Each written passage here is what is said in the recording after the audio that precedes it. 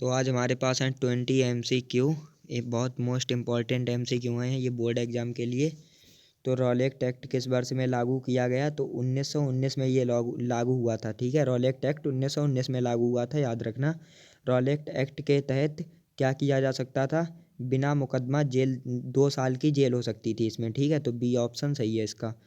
फिर तीसरा वाला, जलियांवाला बाग हत्याकांड कब हुआ था? ये 13 अप्रैल 1919 को हुआ था। 13 अप्रैल 1919 को। ठीक है, ये याद रखना, ये हर साल आता है। उसके बाद जलियांवाला बाग हत्याकांड कहाँ हुआ था? तो ये पंजाब के अमृतसर में हुआ था, जलियांवाला बाग में। ठीक है, और इसके बाद है जलियांवाला बाग की घटना के समय जनरल कौन था? तो जनरल डायर था यहाँ पे, वहाँ पे पंजाब में जनरल डायर था। ये भी इम्पोर्टेंट है। गांधी जी के असहयोग आंदोलन, गांधी जी ने असहयोग आंदोलन कब शुरू किया? गांधी जी ने असहयोग आंदोलन 1920 में शुरू किया था। 1919 में रॉलेट एक्ट आया, उसके बाद 1920 में उन्होंने असहयोग आंदोलन शुरू किया। इसमें अंग्रेज़ों का सहयोग ना करना, जैसे उनके स्कूलों में ना पढ़ना और वस्त्रों का बहिष्कार करना, ये सब किया गया था। असहयोग आंदोलन का मुख्य उद्देश्य था ब्रिटिश सरकार का बहिष्कार। ये देखो यहाँ पे है बी ऑप्शन, ब्रिटिश सरकार का बहिष्कार करने के लिए किया गया था। खिलाफत आंदोलन किससे जुड़ा था? खिलाफत आंदोलन किससे था?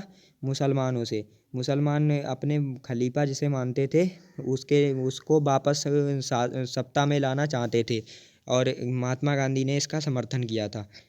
खिलाफत आंदोलन का नेतृत्व किसने किया था? तो खिलाफत आंदोलन का नेतृत्व किया था अली बंधु ने नेतृत्व किया था और महात्मा गांधी ने सिर्फ उनका सपोर्ट किया था, मतलब उन्हें उत्साहित किया था उसके लिए। चौरी चौरा कांड की घटना कब हुई? तो ये 1922 में हुई थी। चौरी चौरा कांड की घटना कहाँ पे हुई थी? ये चौरी चौरा कांड की घटना हुई थी, ये शायद गुजरात में कहीं पे हुई थी, अब याद नहीं इतना। चौरी चौरा की घटना कहाँ हुई थी? तो उत्तर प्रदेश में हुई थी, ये उत्तर प्रदेश में। ठीक है, उत्तर प्रदेश में हुई। चौरी चौरा के घटना के बाद गांधी जी ने क्या किया? तो चौरी चौरा घटना के बाद असहयोग आंदोलन वापस ले लिया गया, क्योंकि वहाँ पे हिंसा हो गई, तो इसलिए असहयोग आंदोलन वापस ले लिया गया।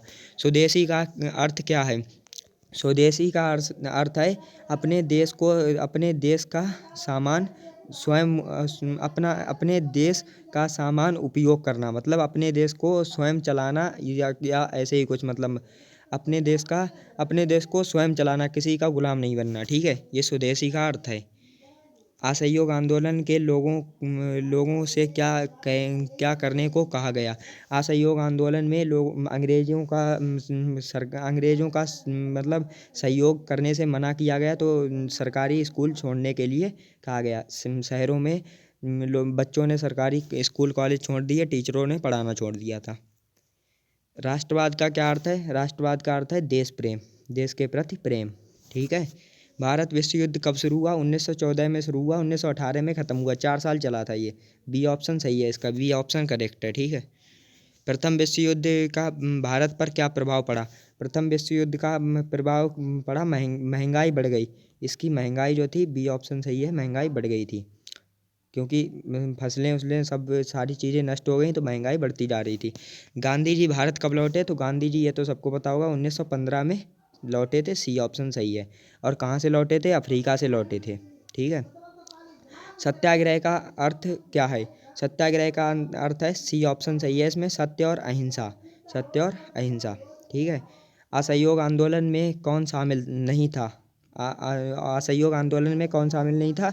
तो छात्र शामिल नहीं थे, किसान शामिल नहीं था, मजदूर शामिल नहीं था, ब्रिटिश अधिकारी नहीं था।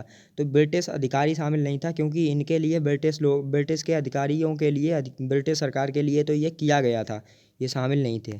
ठीक है, तो ये थे 20 आज के MCQs। और आपको आज कमेंट में बताना है कि महात्मा गांधी ने पहला असहयोग आंदोलन कहाँ पे शुरू किया।